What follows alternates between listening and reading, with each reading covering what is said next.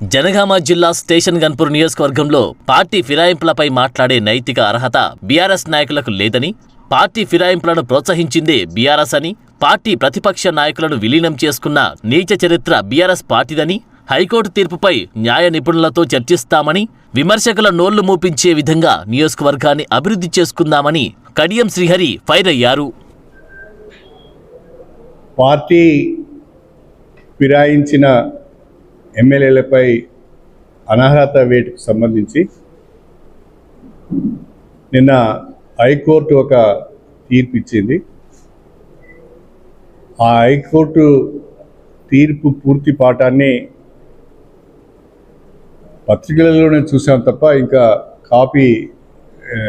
Original copy ఇంకా అందలేదు.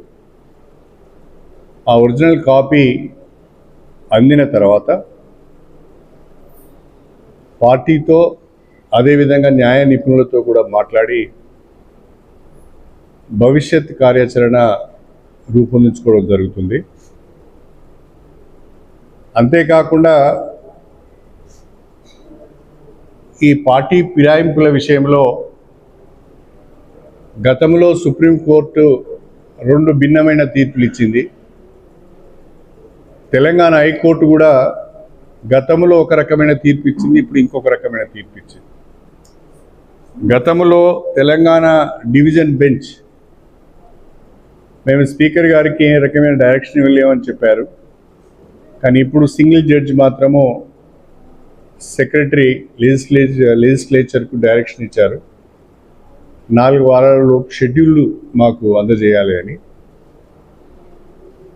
ఏదేమైనా ఈ భిన్నమైన తీర్పుల నేపథ్యంలో అందరితో మాట్లాడి న్యాయ నిపుణుల సలహాలు కూడా తీసుకొని సాధ్యాసాధ్యాలను పరిశీలించి డివిజన్ బెంచ్కి పోయే ఆలోచన చేస్తున్నాం.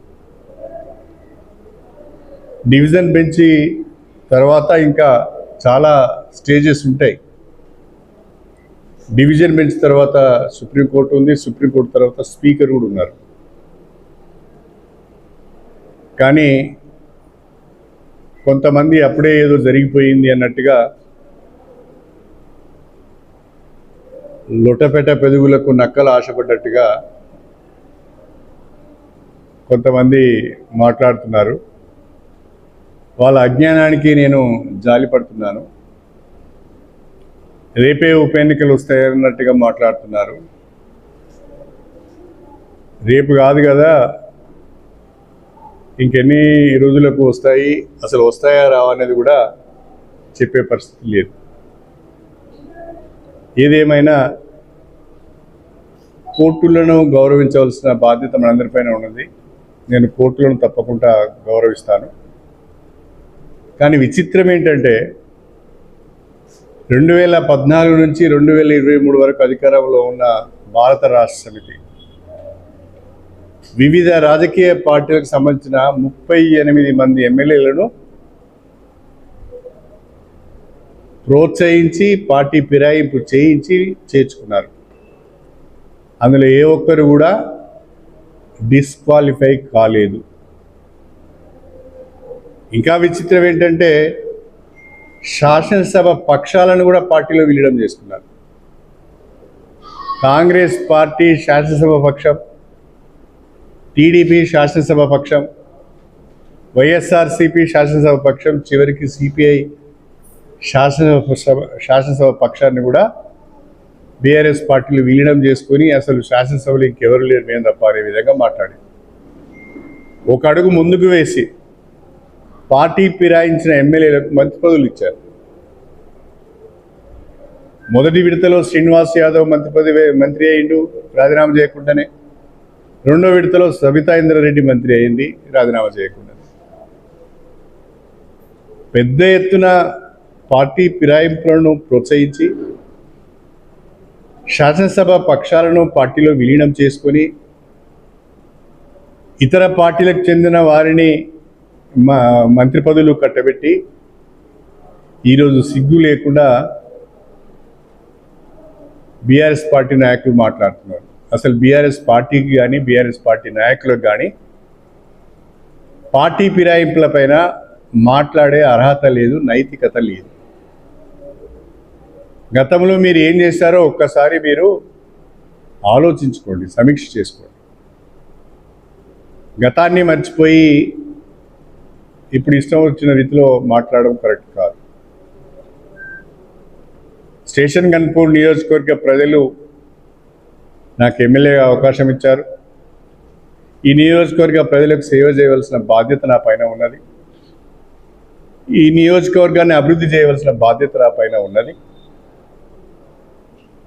నేను ఈ నియోజకవర్గ ప్రజలకు ఇచ్చిన మాటకు కట్టుబడి వారి నమ్మకాన్ని వమ్ము చేయకుండా కష్టపడి నిధులు తీసుకువచ్చి నియోజకవర్గాన్ని అభివృద్ధి చేసి చూపిస్తాను.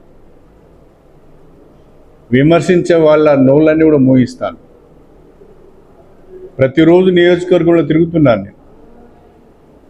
ఈరోజు జఫర్గఢ్ మండలానికి పోయినాను, లింగాలగన్పూర్ మండలానికి పోయినాను, గన్పూర్కి వచ్చాను, రేపు వేలేరు వెళ్తున్నాను, ధర్మసాగర్ వెళ్తున్నాను. ప్రతిరోజు తిరుగుతున్నాను. తిరిగి ప్రజల మధ్యన ఉంటూ ప్రజా సమస్యలు తెలుసుకొని వాటిని పరిష్కరించే ప్రయత్నం చేస్తున్నాను. ప్రజలకు వచ్చి ఈ నియోజకవర్గాన్ని అభివృద్ధిలో అగ్రభాగాన్ని నిలబెట్టాలనే ప్రయత్నం చేస్తున్నాను. ఇది చూసి ఓర్వలేని వాళ్ళు ఏదో కోర్టు తీర్పును అడ్డం పెట్టుకొని ఇష్టారాజ్యంగా మాట్లాడుతున్నారు. వాళ్ళ కలలు కంటున్న ఉప ఎన్నికలు రావు. మీరేమీ తొందరపడవలసిన అవసరం లేదు, ఎగిరి గంతేయవలసిన అవసరం లేదు. ఇంకా చాలా అంచెలు ఉన్నాయి, చాలా స్టేజెస్ ఉన్నాయి, చాలా దశలు ఉన్నాయి. అవన్నీ దాటిన తర్వాతనే నిర్ణయం ఉంటుంది. కాబట్టి తొందరపడి కోయిల ముందే కూసింది అంటే అసలు సమయం వచ్చారికే మీకు కూయటానికి అవకాశం ఉండదు. కాబట్టి తొందరపడవద్దు, అనవసరంగా మాట్లాడవద్దు. అందరం కలిసి ముందుగా నియోజకవర్గాన్ని బాగు చేసుకుందాం. నియోజకవర్గ అభివృద్ధిలో అందరం భాగస్వాములు అవుదాం. కలిసి